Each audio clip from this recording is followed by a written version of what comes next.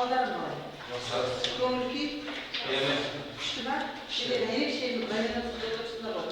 Білесіңдер ма? Басқаларға ұқсамайды. Иә?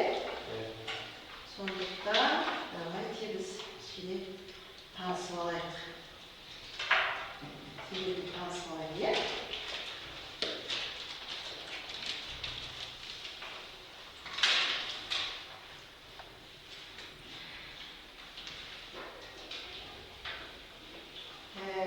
Қаныбекова Талшын.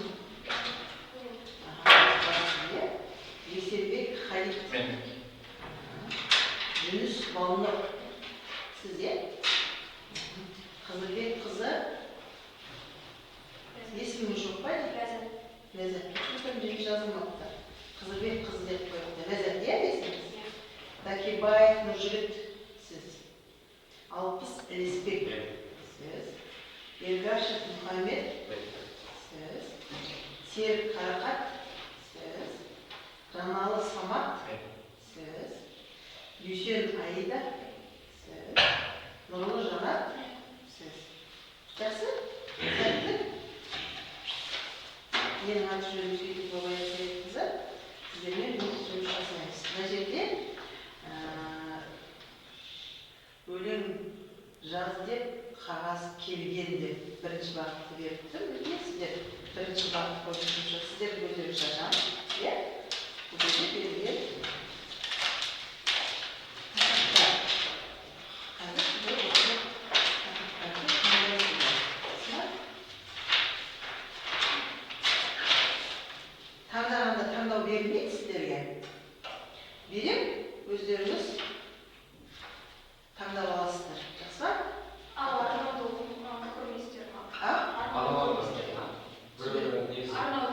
Шарт келген адам, шарттар башқұртстыке арнау жазып содан кейін өлең жазады. Келсін, тағы да кісі бар. Ака мен сіздерді таныстырып жатыр, ойлануға мүмкіндік береміз. 40 минут екен. Негізі сіздерде 4 бағыт бойынша бағаланасыздар. Алдыма өлең жаз деп қағаз келген, сөзімді сөйлеп бақтың мен де білген номинациясы бойынша қатысып отырсыңдар. Түсінесіздер ғой, біліп отырсыздар, иә? Бірнеше тақырып ұсынылады, қатысушы бір тақырып бойынша өз өлеңін шығарады. Түсінесіздер, осылай келген. Алдымен өлең жаз деп қағаз келген, сөзімді сөйлеп бақтың мен де білген номинациясы өз шығармасы бағалау 10 балдық жүйемен бағаланады, білесіздер, иә? Енді бірінші шығарған өлеңнің идеясы тақырыбы ақын шығармаларының үдес және өз үдес болу керек. Білесіңдер, иә? Ондай таныстырып шығарсыңдар. Ақын ойларын тарату негізгі түйінін ұға білу және соған өз ерлігін, өз ойын көркем сабақтастыра алу қажет. Өлеңнің мәнерлеп көркем оқи білу керек. Өлеңнің идеясы ұғынуы, ақын тақырыбымен үндестік, өз өрнегінің көркемдік сипаттары негізге алынады. Енді мен сіздерді көздеріңізше конвертті аштым. Енді конвертті ашқаннан кейін сіздер осы тақырыпты алдымен өлең жазған, өлең жаз деп қағаз келген, сөзімді сөйлеп бақтым, мен де білген бағыт бойынша оқушыларға ұсынылатын тақырыптар деп тұрды кейін. Енді ол тақырыпты сіздер өздерің таңдап аласыңдар. Жақсы ма? Мен таратам, ойланыңдар, толғаныңдар. Өздеріңіз ақырет ішінен таңдап алыңыздар. Бұл жерде сіздерде жаңағы айтып жатсыңдар ғой, сіздер арнау деп жатсыңдар ғой. Қазір мен арнауды бастай алмаймын. Өйткені қасында кісі жоқ. Егер де ол кісі арнауды мен келгеннен кейін бастаймын десем, әзірше сіздер ойланып, осы тақырыпты таңдап,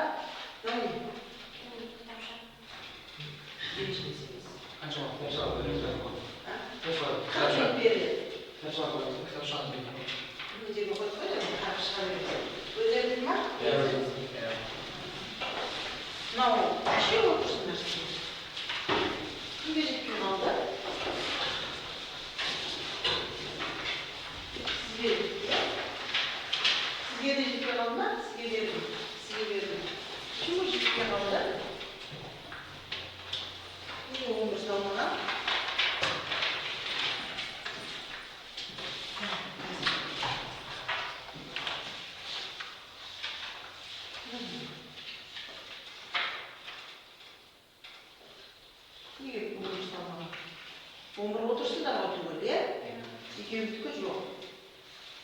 Так, қазір бастамай тұратыңдар. Мен айтқан уақыттан бастайсыңдар. Мен қазір осыны ұйымдастырушыны шақырайын. Сізге әкеп берсін.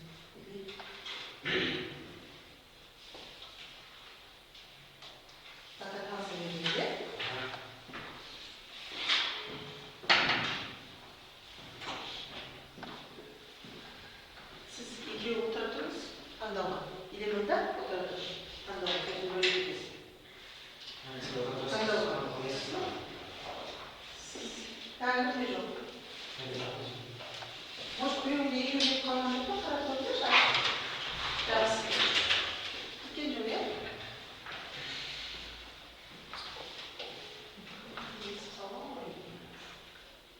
Жұлдыз, мына оқушыларға таныстыру үшін 11 қағаз беруіміз керек па? 10 қағаз бар екен. Екеуі отырғызайын ба, или қалай? Иә.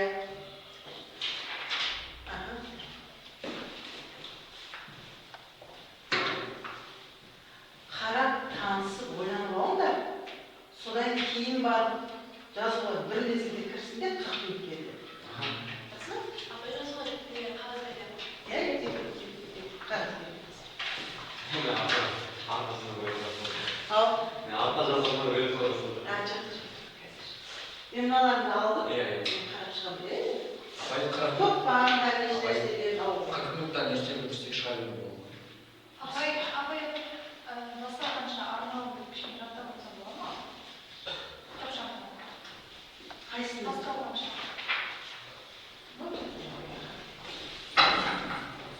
Камера бар ма? Ана ноутбукқа қосылған береді. Камера бар ма? Бар екен ғой. Енді осы ойлап қанша. Жоқ, қосылып тұр камера. Сақтанып отырыңдар, жақсы ма? Жоқ, мен әлі қандаңыз ба? Бәрін бір мезгілде таңдап алыңдар, содан кейін біз бастаймыз десеңіздер, бастаймыз, жақсы ма? Бәрін дайынбыз бастайықшы деп айтсаңыздар, бір мезгілде бастаған әлі болады. Жақсы ма? Болды. Бұдан басқа.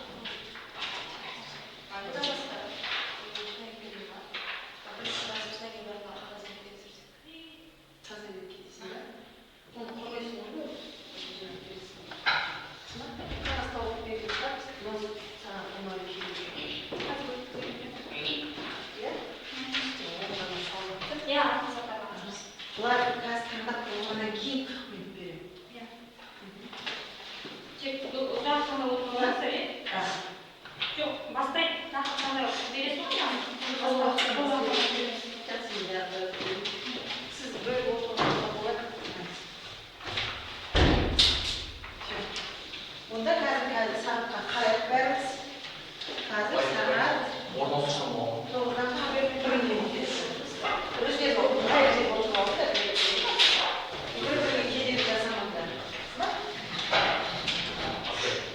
Ал, сағаттарың бәрін жегіп қойыңдар. Жақсы, кетсін. Бірде бастады. Қорғайсыңдар ғой? Номинация түсінікті болды ғой? Ал кетті, ешкім кедергі жасамайды. Бәрімізге сәтті өтеді.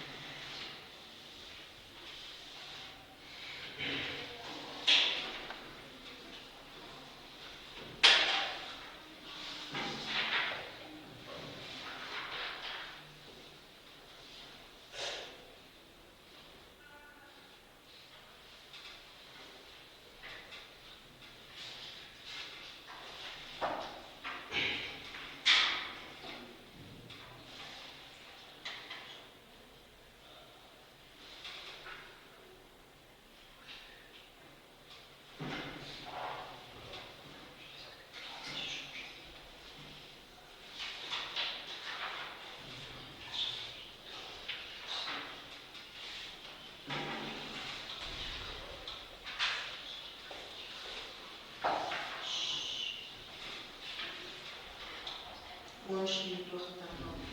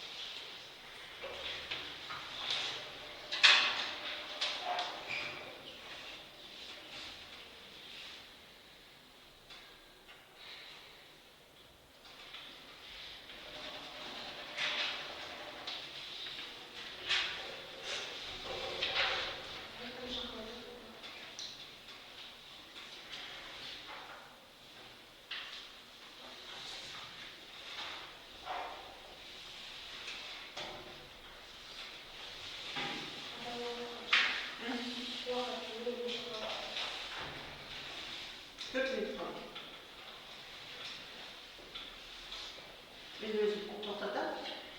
Аға, істей беремін. Болды уақыттан деп айтады.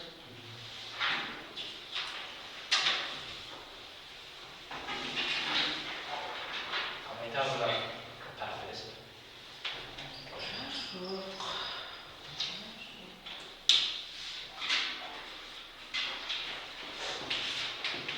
Ладно, тебе стоит уже больше, да? Ребят, стоит. Вот он, и прям депутат сам был. У нас еще комиссия тоже. Почти я вышла в руку. Почти я даже. Почти я вышла.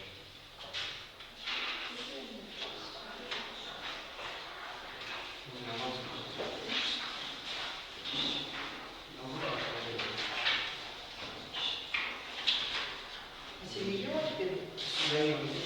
Вот он ей говорит, она вас не здесь ходит.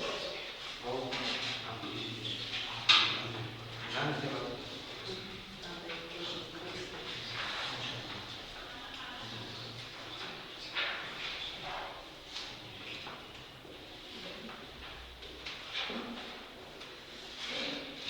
А что ты не говоришь?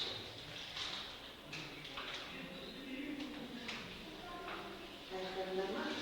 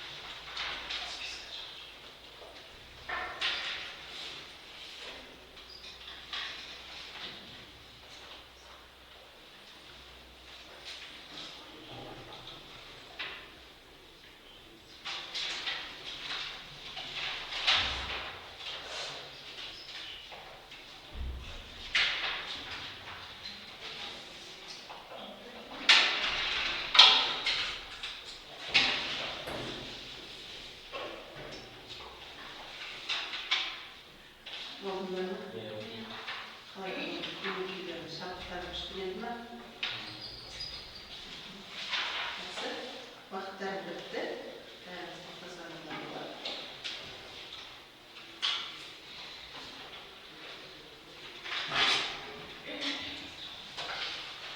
Бастаймыз, бастаймыз.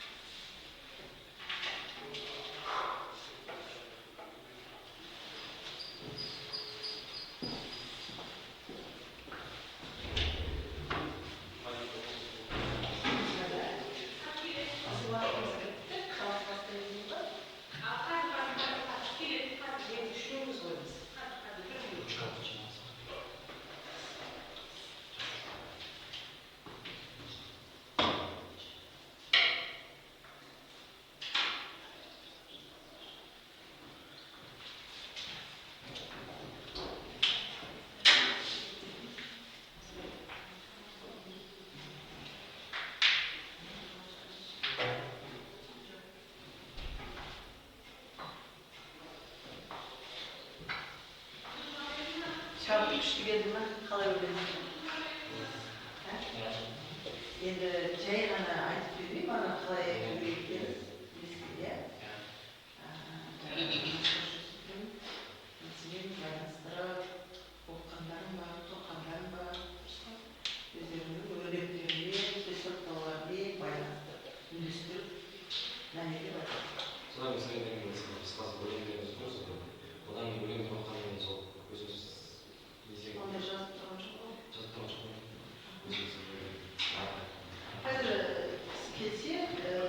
Арнаулды көріп жүрсіздер басында? Жоқ, ондай жоқ. Все, просто жиналып Жиналған не? 11 бала. Жиналған болса, қолында болсын ба? 40 минут Өтті. өтті ғой да. Қалай өсті? Аяқтады. Жоқ, оқып берсін. Газетпен шығайық та. Иә. Слушай, Отыра берсін. Ал сүйектер кім бастайды? Бастайды ғой. Мұқият, өзіңіздің ғайыпты тыңдап алыңыз. Аспаңыз, иә?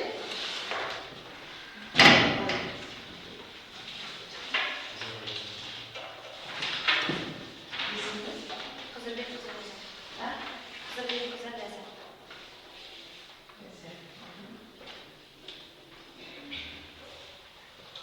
Білім мен ғылым ақынның айнасы.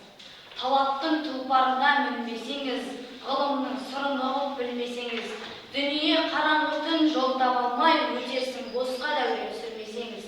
Білімге шақырады мына жақтан, жақсылар ғибрат алар жазған хаттан. Ақылдың кені шығар көкіректен, санаңды сақтап қалар жаманаттан. Білімге құштар көзің ашық ояу болсаң, саралап дүниенің шетін қусан, тереңнен тебірентіп өлең жазып, білімнің бірегейлі тең болсаң. Оқысаң, озасың ғой заманадан, кем қалма өнер қуған азаматтан. Жалқаулық жанның қасы ерінбесең, бақытың табылады нақ сол жақтан. Атын жазып қойып.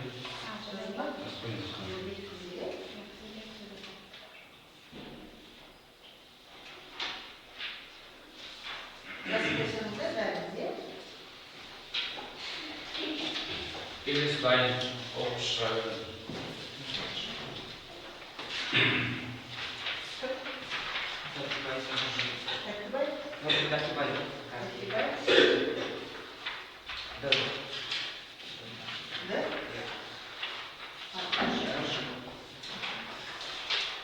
Даланың ғана тұлғасы мәшһүр Жүсіп. Баянауыл басында бақ мекенім, тарихының танытқан ақ мекенін. Мәшһүр Жүсіп бабамның ізі жатыр, сезесің бе бұл рухтың пәк екенін. Тілінен төгілгенде маржан жырлар, ашылды талай-талай жабық сырлар. Қазақтың қасиетін хатқа тізген, өзіңдей дана тумас неше жылдар. Көкірегі қазына көзі нұрлы, түсінген жаратылыс тылсым сырды. Алланың аманатын арқалап ең, жазумен өткіздің бе әрбір күнді. Келешекті болжаған көріп алдың, ғайыптың есігіне құлып салдың. Өлместің қамын жеген әулием-ай, мәңгілік мекеніне ерте барыңыз. Сарыарқа самалымен үндесесің, рухыңмен тірілермен тілдесесің. Адамдық пен адалдық биігінде Тәңірдің нұры жауған күн кешесің. Қағазың мен қаламың қаруың бар, байлықты іздемедің жарылуға. Ұлтыңның күйіп қалған санасында сәуле боп ендің білім ағымында.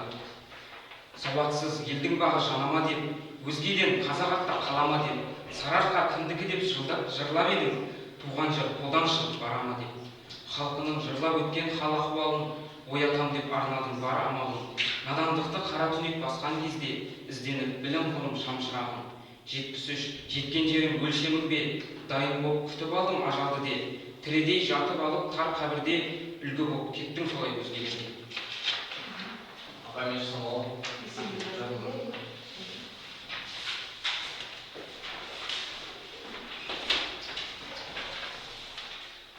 Мен таңдап алған тақырыбым білім мен ғылым ақынның айнасы. Уа жастарым, білімізде жалқауланма, өсекпенен өтірікке бой алдырма. Жаспын, үлгеремін, уақытым бар деп, ойынмен бос күлкіге құмарланба. Сүріндің бе ешкімнен көмек күтпе, жауың түгілі досыңа таптап кетер. Адамзат зұлым болып кеткен қазір, сол себепті жақыным деп сене бермей. Жастарды да білімге шақырғансың, насихаттап дінді де шырақ жақтың. Жастарға айтқың келген бір-ақ нәрсе, тек оқыңдар, қалғанын қарғыс атсын. Бала болып қылыққа шығармадым, оқу оқып білімді қуаладым. Өмір бойы тыныштық көрмей келіп, тағдырдың тәлкегінен шыға алмадым. Ақыл болса, ар мен намыс сақталады, әрбір қазақ нәпсісін де тыя алады. Бұл фәниде мәшһүрлерді оқымаған, жалғанның жарығынан құр қалады. Айтшы кәне, оқымаған кім жырғады, саған сенген атаныңда бір сорлады. Жетістікке жетпесең жас күніңде, қалайша ұрпақтарға із қалады. Ақылды, ойлы басшы керек екен, данышпан ойы зерек, жүрегі кең. Егер адамзат өзімшіл болып кетсе, халық тойлар азамат қайдан келеді? Қайда қалдың сен? Білім мен ғылым ақылдың айнасы. Атын жазып жат. Кім дедіңіз аты жөнін? Жексенбек Халид.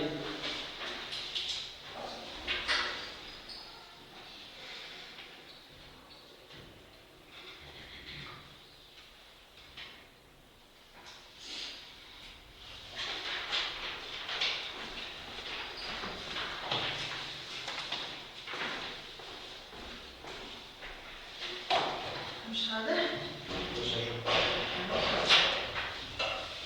Есіміңді? Алпыс Лесбек. Екі тақырып таңдауға болады ғой негізі. Екі тақырып қандай? Екі тақырып жаздың ба? Біріншісі ол туған жер киелі мекенін, ұландардың шаруашылығының өзінің отансүйгіштік сезімін білдірді. Ол жағдайда ауылы. Мен айттым түрлентіп дала жырды, иісі жұпар әсемсіз көркем сырды. Ауыл міне ол жабайдан ақын берген, асқан нұрлы, тайқан биікші. Таулар бар, бәйменде көтерекше, баурайын орап алып әсем көкке, алыстан көкшіл тартып барсан егер, қырандарын шыққандай болып аспан көкке. Ағады, шорман өзен тасып туап, жатқандай толқындары тасты турап, кешкісін батар күннің балқын нұрын ағысады ағынып тасқа шолып. Қазақ елдің тереңінен нәр алып, салт дәстүрдің тереңінен жар алып, қазақ елі, қазақ жері олжалай, бойға қырмен намыс болып таралып. Келесі өлең Мәшһүр Жүсіп рухани жаңғыру темір ғасыры. Үш керек. Ең әуелі керек нәрсе ұстан деген, өз-өзіңді әрбір жерден ұстан деген, қай жерде тәкаппарлық болса егер, ұстандыққа жіппейлі ұстан деген. Ал шырайлы керек нәрсе ақыл деген, ақылсыздық түбі сараң тақыл деген, еш іздемей өркекірек інің қазар, өз ақылың надандыққа зытар деген. Ал үшінші керек нәрсе тәубе деген, тәуелсіздік түбі терең әуре деген, әрісін үшкірлікпен шектелмесе, төбені ағына қайтар деген. Үш бірдей керегім бар мақтанатын, жау жақтап жабынан сақтанатын, әр керегім сақталып тұра білсе, ол да бір маған да жақтан. Есімін жазып. Алпыс Лесбек. Жазу білейін? Не жазу? Келесі. Келесі.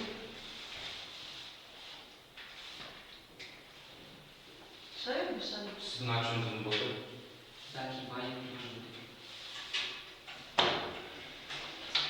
Нұрбелді? Нұржекей. Айтшы шыққан. Шайын ба? Қапқанда.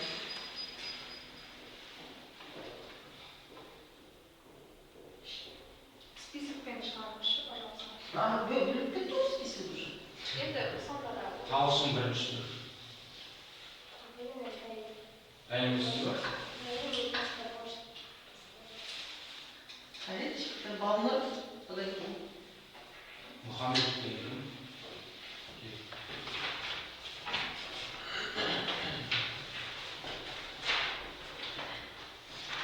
Мәшһүр Жүсіп рухани жаңғыру темір ғасыры. Халид?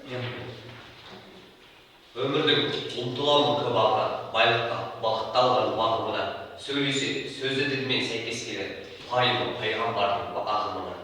Ғұмыры құбылыстай ғашық еткен, құндылық құлшынысы ғашық еткен, сұлпаты сыр шындыққа сәуле шашып, баян ауыл батпақ басып өткен.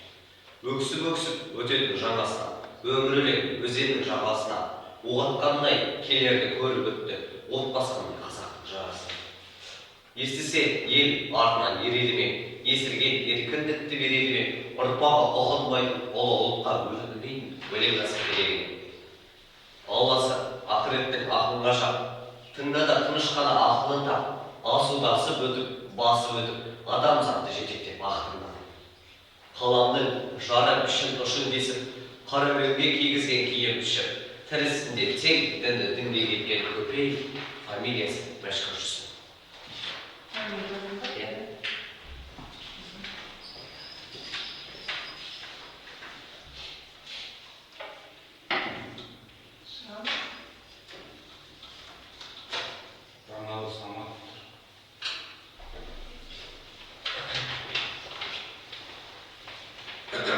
Мен танаған тақырыбым даладағы тұлғасы мәшһүр жүрсін.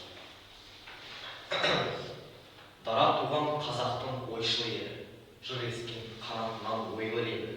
Халқына нұр сәулесі шашқан күндей, ащы ойдан ақиқатты өрген еді. Бала күннен ғашық болдым өнерге, қалам таптым сөз патшасы өлеңге, жыр мәржанын табу үшін мұхиттан бойлап жүрген талай-талай тереңге. Ғибрат пен мұрат тұнған жырларында, сыр таптық қазақтың кең қырларында, мәшһүр ата жырларын оқыған жан, шөлі ғана асыл сөзін бұлағында. Жақсылыққа үндеді өлеңдері, ел үшін, қазақ үшін көгердеді. Мұң шерткен халық зарын көрген сәтте, қызыл тілі жыр төгуден бөгелмеді. Мәшһүр ата дана болған адамдарға, жырларын болар үлгі ұрпақтарға, ғибратнама өнеге өсиетін, ғибрат болып қалар ұрпақтарға. Сол кезеңге аштың менің көзімді, жақсы жолға қойды өлеңдерін өзімді, кедейдің мұңды азабына шыдай алмай, айтшы ата, ащыдары өртелме өзегімді. Туған жерде бұлағым бар кәусардай, туған елде ұланым бар ұл қыздай, ақын жанды біздер өмір сүргенде, өлең жырым қалар мәңгі ұмытылмайды. Мәшһүрдің ерен ісі жоғалмайды, елім деп көрмесінші қоғам қайғы. Ғасырларға өтсе де, ешбір жан өзіміздей бола алмайды. Жан алсам. Мында жаздың ба? Мында жаздым. Қалай? Жан алсам. Мынаны жаздың ба? Мынаны сен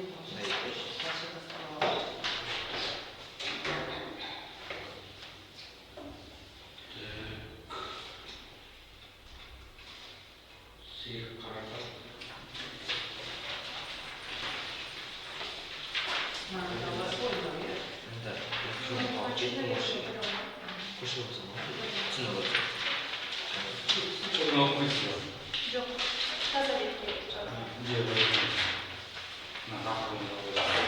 Енді бұл жақта еркін тақырып қой, соның ішінде туған жер, киелі мекенім, оқушылар, Серік Қарақат. Өз туған жеріне және мәшһүрліктің патриоттық рухымен ұштастыра жырлайды дегесін өзінің туған жерлеріне қосып жазады. Жұмақ мекен.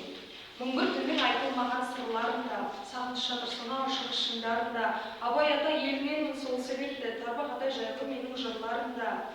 Жырларыма шабық болған мәшһүр екен, ол туған атақты баян ауыл жері екен. Көк шөбінен дарып өңір атамызға адам жүсіп мәшһүр еткен екен. Өзімді айта өлсем менің елім, Тарбақ атай бөктерінде жар жерім, жанға дауы ала көлім дер едім, қаптаған қарағайлар қорған болған, нағыз жанат мекені өзің едің. Қыран болсам көбіндей қалықтаймын, шығыс жері мақтаудан жалықпаймын, Қаракерей бабамның қаны барда, мен сірә еш нәрседен қорықпаймын. Марқа көлім, Алтайдың үнжу маржаны, оған жету талай жанның арманы, көк шалғында ізі қалған өлкені, жырламай кету өмірдің бір шалғаны. Шығысым ақындардың бесігелі, жырымен жанданады есімдері, елдің рухы, есілдің асыл ағысы, тарихтың тамырында өшпес темі. Бұлай еркін тақырып боласын, араластық жан.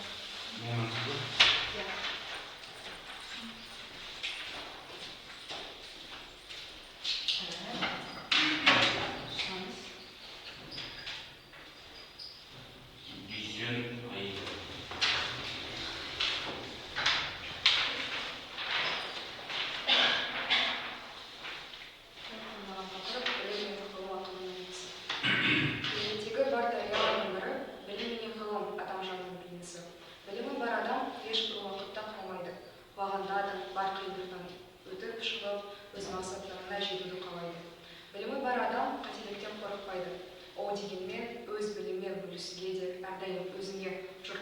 көмектесуге дайын жанның белгісі болып тарайды.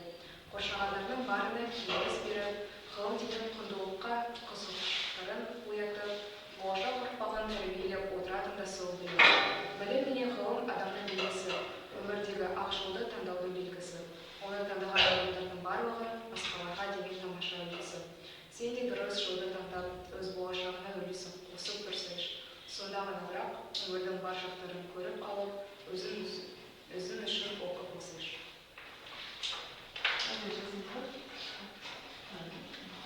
Нұрлы Жомарт.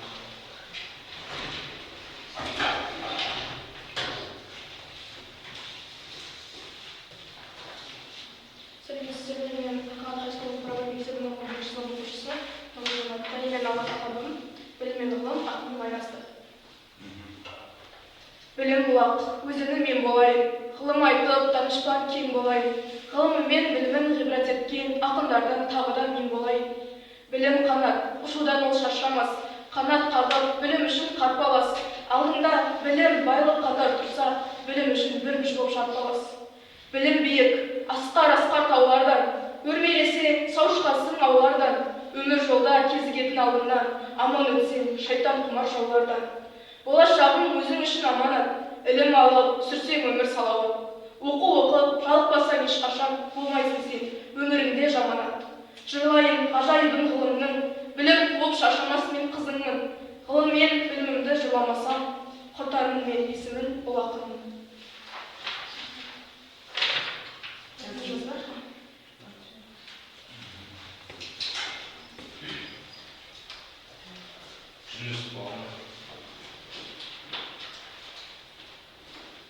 Мен төртінші тақырыптағы білім мен ғылым ақынның анасы. О құдірет, менің тілім қалай бай, ауыз аша әсем әнге салардай. Біздің елде шексіз дарын иесі, өрт бұлағы, ақын болған мәшһүрдей. Жырына көз сала алмаспын өзгенің, ешкімнен де ыстық жалын сезбедім. Мен өмірге басқа көзбен қараймын, оқығалы асыл ойлы сөздерін. Басқаларда тіршілік жоқ, жасыл жоқ, ондай тұлға міне талай ғасыр жоқ. Өзге елде дарындары көп білемін, ал бірақта дәл мәшһүрдей дара жоқ. Тәлімдері, өлеңдері бір төбе, жаны мұхит, ал шабыты жакеме. Өмір бойы сақталған ғой тарихта, естен кетпес ұл ақын. Біз рухы биік елдің ұрпағымыз, бабалардың жолыменен нұрланамыз. Көпейдің мәшһүрдей дана туған, тарихтың парағында шырқаламыз. Асыл сөзді айтқанда шешен тілін, балбұлдай сайрайды әсем үнін. Данада, дарада өзің едің, енді ізіңді жолдайды ұрпақтарың.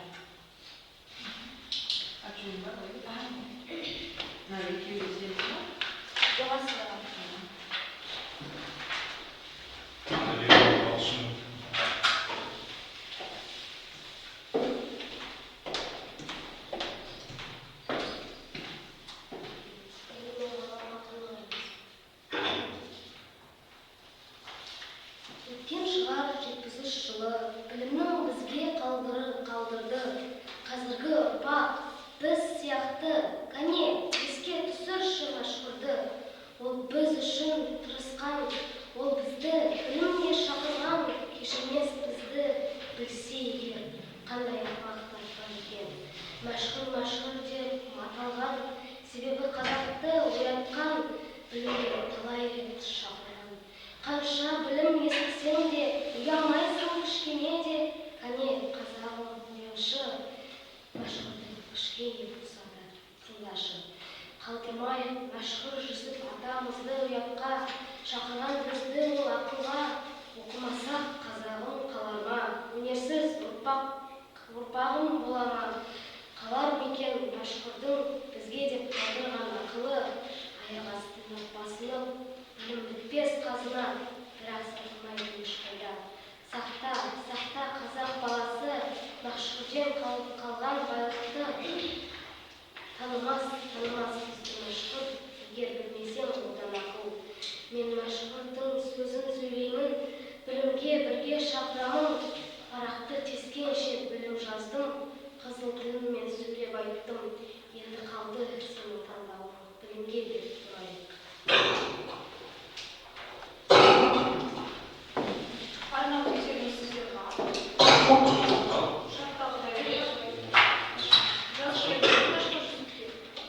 Шанда жоқ қой, ережеде жоқ қой. Ереже жоқ. Енді кім айтты оны? Ана өзінің жоқ, бірақ өзінің өлеңін өзіндік өлең жазып берсін деген. Ой, жазылмаған. Браузерде башқұртстан оқулар ережесінде ақын жазасында негізі оқушы өзінің өлеңін ұсынады. Одан кейін отырып өлең жазады ғой. Сол үшін біз не жазып келдік арнау.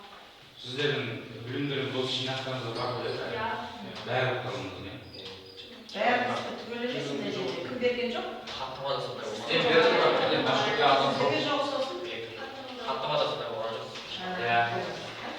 Ну енді сіздер мына өлеңге қараймыз ғой. Осыған қараймыз. Мына өлеңді қараймыз.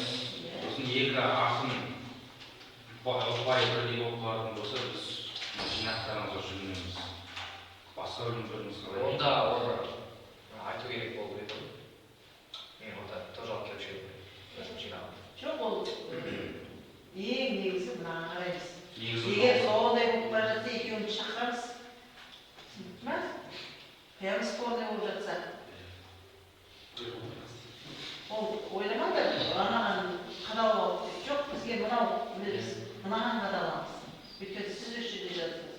Осы жерде сіз айтып бердіңіз. Түсінікті ма? Сондықтан ережеде солай, анау деп айтты, мына жерде бар нәрсені. мына өлеңді бағалау әділ болады.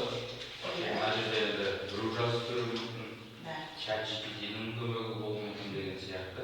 Мынау әділ болады. Осы жерде бірдей уақыт берілді, бірдей талап қойылды. Шығып шықтыңыздар, енді құрметті оқушылар, қатысушылар, неше жыл осы жерде жюри болып келатырмыз. Бәрі ылғи бір қайталанып қателіктер, қайта жиі айта береміз.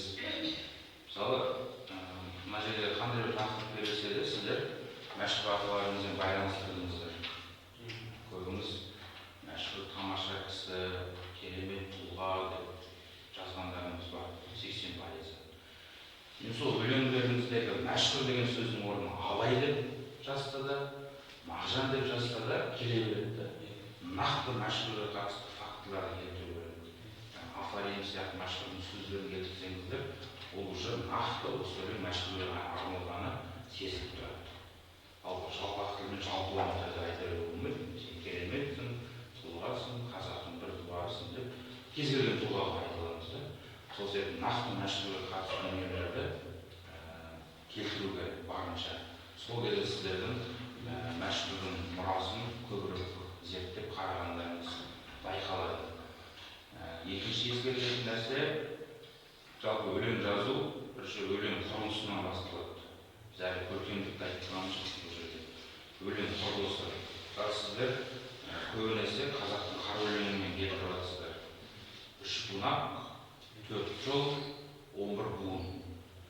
Осы пішінді алдыңыздар ма, сіздердің басқа шумақтарыңыз сол пішіннен шықпау керек. Қалған шумақтарда сол 11 буын болу керек, 3 бунақ болу керек, қара өлең ұйқас болу керек деген сияқты. Біреулеріңіз 11 буын бастайсыздар да, 3-ші шумақ 7 буын болып кетеді, одан 9 буын болып кетеді. Білмеймін, бір құмыра болып шыққан айтып, сөйтіп пішіні бәрі бұзылады. Бұл құрылысы ғана. Одан кейін көркемдік бар. Әр ақынның өзі стилі, сол көркемдіктің айтылады. Мысалы, бір мынаның бір тіркесі әдемі екен, бір айтпаған тұрақты тіркесті қолданып жатыр.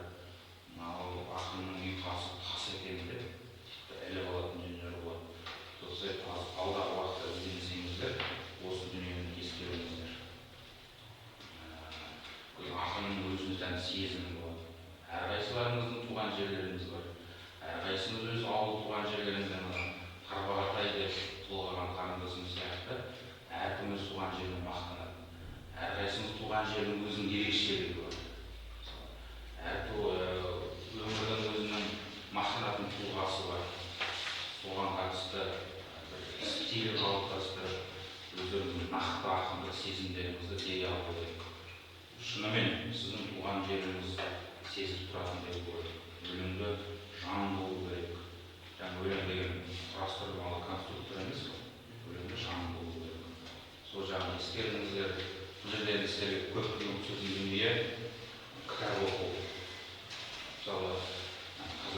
жазушы классиктер өте көп. Сіздер роман оқыған сайын, повесть, әңгімелерді оқыған сайын сіздердің сөздік қорларыңыз байып түседі. Сіздер оны байқамайсыздар. Бірақ зейін бойы оқи берсеңіздер байи береді. Багаждарыңыз көбейеді да, өлең жазған уақытта қиналмайсыздар. Сөз табу, ұйқас табудан себебі багажыңыз толып тұрады кітап оқығаннан. Сосын екінші бағыт ол өлең жаттау. Қазақтың ақындары көп, абайдан бастайсыз, оның алдында зар заман ақындарының толғауларынан бастап, қазіргі Ақберен Ергезекке дейін, біздің жерлес ақынымыз Алмас Темірбайға дейін ақындар жаттай берсеңіздер, сіздердің өлеңге деген қалыптарыңыз қалыптасады. Пішін, ұйқас бұзбайсыздар, буын бұзбайсыздар, себебі өлең жаттаған сайын ақынымыз қалыптасып отырады. Осы дүниені ескерсеңіздер, себебі осы жолды таңдағаннан кейін, басын бастап аяқталмай қалса, ол енді өнерге обал болады. Өнерге обал дүние болады. Сол себепті өзінше бір бағыт бағдар берейін. Себебі әрқайсыларыңыз үшін біздің жанымыз ашиды. Себебі республикаға барған кезде көкшенің баласы мықты екен, нағыз ақын екен деген сөзді естігендеріңізді қалаймыз. Бөліп жаратын ештеңесі жоқ. Әрі аудан қалың аңыз қорғап келіп тұрсыздар ғой, бірақ илегеніміз бір терінің күш бағы, бір өңіріміз, бір көкшеміз. Ақмола облысы болып, бірақ көкше өңірінен міндеп айтып жүрсіздер ғой. Сол себепті әрбір ақыннан мен жаным ашықтар, өзінің өнер жолында сіздердің қадамдарыңыз сияқты сол қадамнан басталды. Сіздердің әрбір жүрек соғыстарыңызды, уайымдарыңыз бәрін жақсы сезініп отырмын. Сол себепті осы жолға түстіңіздер ма, бір нәтиже көрсеткенше қалмай тынбай еңбектеніңіздер. Бүгін құлап қаласыздар, ертең жеңесіздер. Әрбір байқауға қатысқан ол тәжірибе. Сосын сіздер жаңағы өлеңдерін жинап алып шығарып жүруге болады. Мен әдейі оқытқызып жатырмын. Әрқайсыңыз бір-біріңіздің бір артықшылықтарыңыз бар.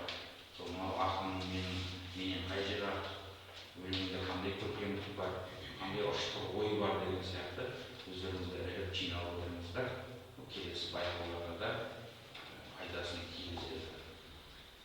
Жай жаман емес бастамаларымыз. Баршаңызға ақжол тілейміз, сәттілік тілейміз. Енді сізден отырып әділ бағасын беруге тырысамыз. Ешкім біздің туысқанымыз жоқ, құдаларымыздан ешкім жоқ деген сияқты жерлестеріміз жоқ. Бәріміз ініміз, қарындасымызсыздар. Енді әділ бағасын береміз. Ертең республикаға барып, сол жүлде алып келетіндей бір ақынымызды жіберуіміз керек. Мәшһүрді оқыңыздар, Абайды оқыңыздар, Маржанды оқыңыздар. Айтарым сол. Қажет болса мен нөмірін жазып алыңыздар. Кез келген уақытта барымызды үйретуге дайынбыз, ақыл кеңес беруге дайынбыз. Біз енді көкше өңірінің ұстаз абайларымыз бар, менің алдымда толқын ақын ағаларымыз бар. Олар әрқайсысы көмек көрсетуге қарсы емес. Көкшетауға шақырып алып тұрып та шеберлік сағаттарын өткізуге дайын. Сол себепті қысылмай байқауға бара жатыр едім, бір өлеңді қарап бересіз бе деген ойларыңыз болса, хабарда болыңыздар. Себебі өнер ортақ, ақындық ортақ дүние, және бір өмірдің кінәсіміз. Сол себепті баршаңызға ақжол. Демалайымыз болады және айтарыңыз жоқ па? Енді бәрін айтып шықты ғой, ол кісі осы өлеңнің жолында жүрген жанашыр деп айтуға болады. Ал енді мен ұстаздық жасап жатырмын. Мұғалімдердің ұстазымыз былай тұрсаңыз. Жаңа Алмас Темірбайды айтып жатыр ғой. Алмас Темірбай менің оқушым. Бірақ мұғалім еш уақытта баланы ақын шығарады деп айтуға келіспейді. Ақын өзі жүректен пайда болатын адам. Түсінікті ме? Кейбір мұғалімдермен келіспейді. Мынау менің балам, мен ақын қалдым дегенге келіспейді. Ақын ол жүректен шығады. Сондықтан сендердің жүректеріңнен шыққан өздеріңнің өлеңдерді жүрекпен айтсаң да керемет болар еді. Ол солда жатыр. Сіздің жүрегіңізде шыққан дүние басқа, ал оны жеткізу деген басқа нәрсе. Осы екеуін бірге алып жүрсеңіздер керемет болып шығады. Халық есту керек сіздің жүрегіңізді. Жақсы ма? Сәттілік. Мысалы, сіздерге қазір ана деген тақырыпты берсек, бәріміз ұқсас болып кетуі мүмкін. Ана деген мейірімді, ана деген аяулы, дүниесін төрт көрген, 9 ай оң көтерген деген сияқты жалпы ана жақсы нәрсе. Бірақ именно сіздің анаңыз қандай? Сіздің анаңыз басқа аналармен ұқсамауы мүмкін. Оның тәрбиесі бөлек болуы мүмкін. Сол жағын қарастыру керек. Мысалы, дәл осындай байқау болды Мағжан оқуларында. Ұйымдастырушылардың берген тақырыбы Абай, Мағжан, Шәкәрім депті. Енді соны тақырып ретінде берсек, балалар дайындалып келеді оған. Біз оны біліп отырамыз. Біздің тұрып, экспромт осы бөлмеде бар нәрсенің тақырыпты білейікші деп, сөйтіп жүргеніміз столында құмыраның ішінде гүл түртіп қалды. Осыған өлең шығарыңдаршы дедік те балаларға. Сөйтіп көп енді құмыра тұр, құмыра әдемі, ішінде жұпары аңқыған гүл тұр деп жырлап шықты.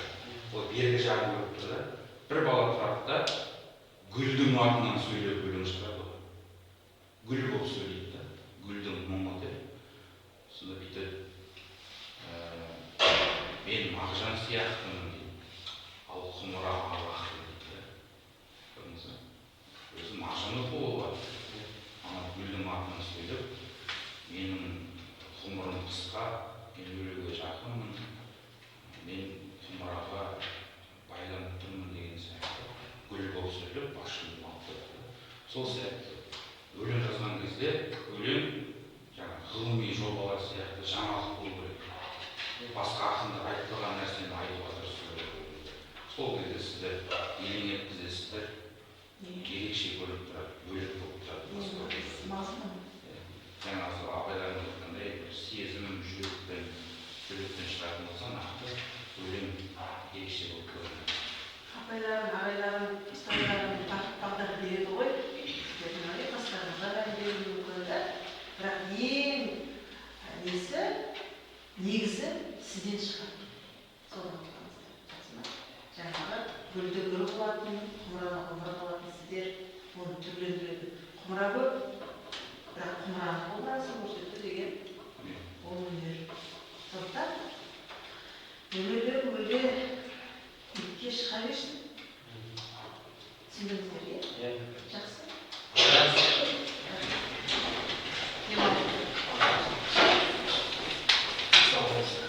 Сау болыңыз. Қазір ұйымдастырып берсе.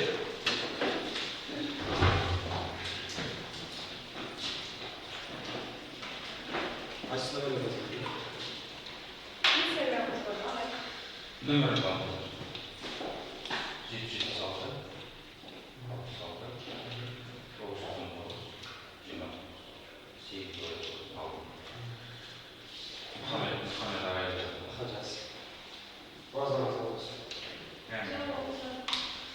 Естен